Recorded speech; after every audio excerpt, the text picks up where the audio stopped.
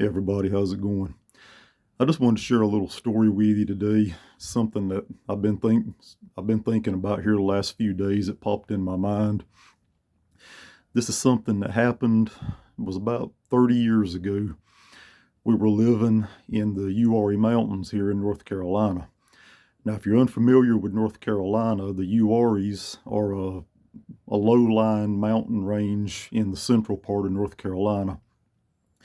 It's pretty rugged ground down there. There's a lot of rocks. There's like rock outcroppings sticking up out of the ground in those mountains. It's pretty rugged terrain, but there's a lot of hunting that goes on down there.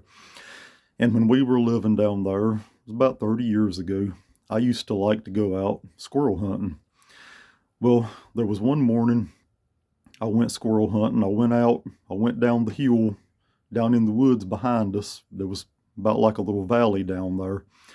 I used to have some pretty good luck in that valley squirrel hunting, and I went down there this one morning, and it was cold that morning. I mean, it was just really bitter cold that morning.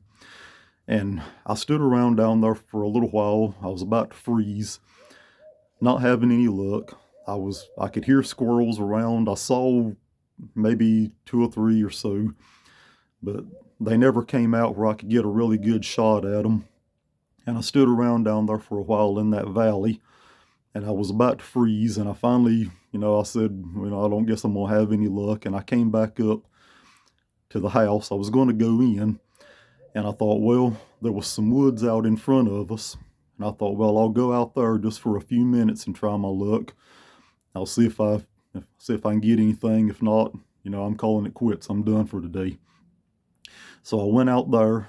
I stood out there just a few minutes, and I was about ready to quit because, it was cold that morning. I was about ready to just hang it up, and I heard a squirrel barking.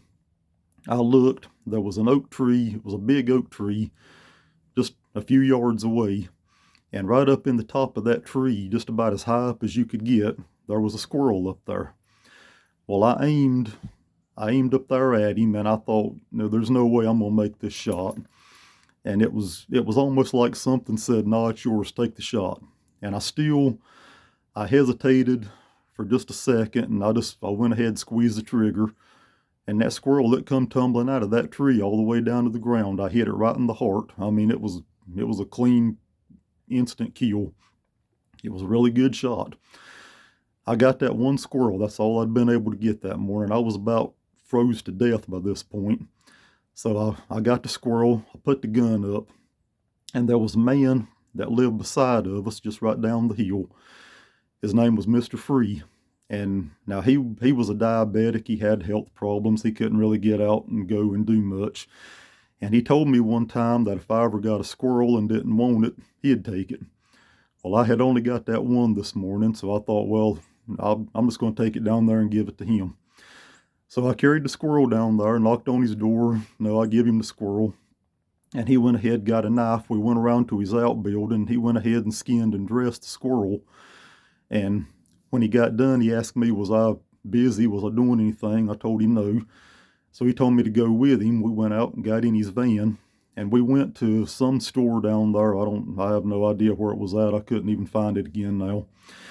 We went to some store down there, and he bought this little pack of instant biscuit mix.